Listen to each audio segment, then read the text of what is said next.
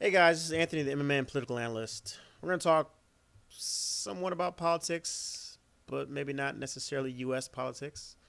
We're going to talk about Korea, and we'll talk about this whole idea of Korean racism. If you live in Korea as a foreigner, you've heard a lot about this whole idea of Korean people being racist, okay, especially in reference to African Americans and other people. I'm going to keep it narrowly focused on African American people, only because that's obviously the perspective that I can bring to the table, right? But there has been other issues with Korean racism in other respects, but I'm going to focus in on African American. I'll put it this way: traveling around Korea using the public transit system, which is what I normally do. I don't have a car here. All I do is take buses and trains to wherever I go.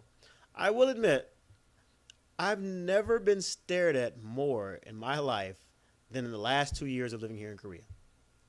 Never even close. I mean, I've been to some of the deepest, darkest towns in the south of the United States, and nowhere near as stared at as what happens here in Korea.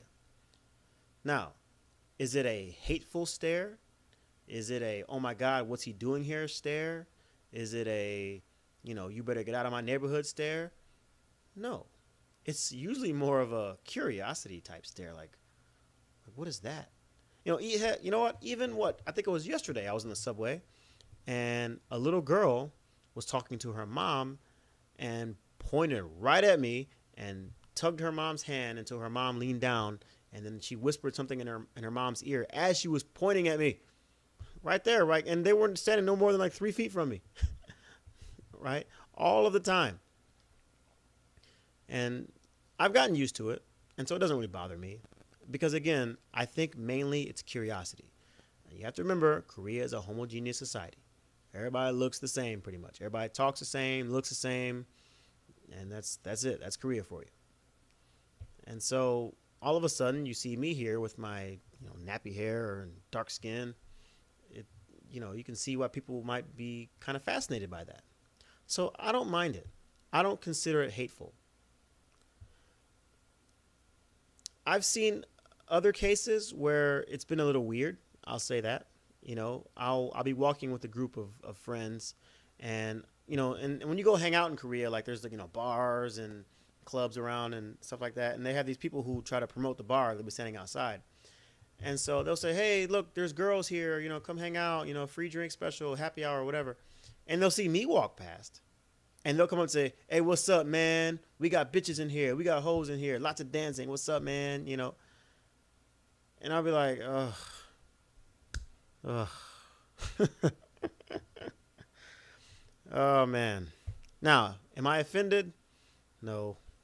Why? Because it's just out of ignorance, man. I don't let that stupid stuff bother me. I, you know, I think one time in the whole 2 years I was here, I may have said something to a person like, "Hey, man, you can just talk to me like a normal person, man. It's all right. It's okay. You don't gotta do that." But that was only one time, and I probably had too much to drink. So any other time, I'm just like, "Yeah, whatever, dude. What's up? Let's get it." You guys want to go in here? No? Okay, we'll keep going. That's it. I don't care. Because again, it's just out of ignorance. They're not really. There's not a lot of black people here. There's not. They don't know anything about black people. Or I shouldn't say that. A lot of them don't know much about black people other than what they see on TV or whatever they see in the media or whatever. So I understand. It doesn't really bother me, guys. It doesn't. But I can see why a lot of people who I do talk to, other soldiers that are here, they don't like going off base. They don't like being stared at. They don't like some of the interactions they have with people. They don't like that. And so I always tell people, look, man, you just don't worry about it. Korea is a great, great country to be in. And for those you don't know, I'm actually leaving soon. I'm leaving here in, well, like 15 days. But I, there is no place I would have rather have been at this point in my life than right here. And I wish I could stay longer, but I just can't. I got other things I got to do back in the States. But uh, this has been a great experience for me. And I actually take some of those more like racist esque type experiences. Um, I I actually use that as opportunity to educate people. I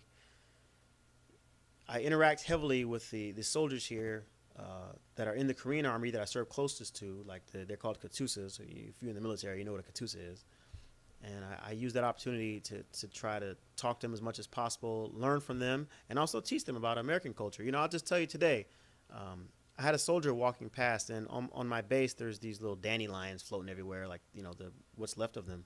And he said, "What are those?" I said, "Oh, they're just dandelions blowing around." And he's like, "What are dandelions?" And so I picked one off the ground, and I said, "Hey, watch this, man. This is like a tradition in the United States. You make a wish, and then you blow it away, and then supposedly your wish is going to come true." He was like, "Wow, I didn't know that. Wow, that's really cool." And so I love moments like that. Okay, you get to teach people about your culture and, you know, what's like back home. And of course, I've learned a lot from them. And so that's what I remember most about Korea.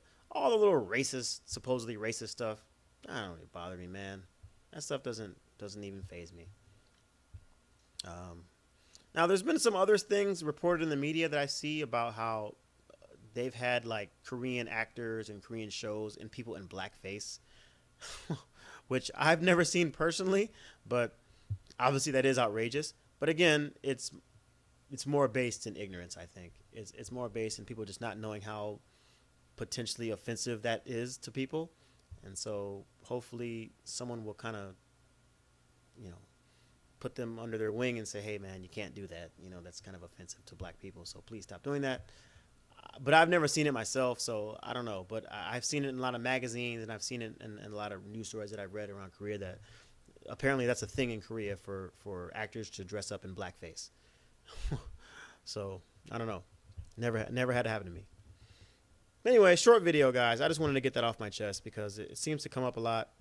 And I was reading a Reddit post about it just the other day about this whole idea of Korean racism. And so that's how I feel about it. I don't let any of that stuff bother me. And I don't think that it's indicative of the Korean culture as a whole. Not that the Korean culture is perfect by any means, but we'll save that one for another video.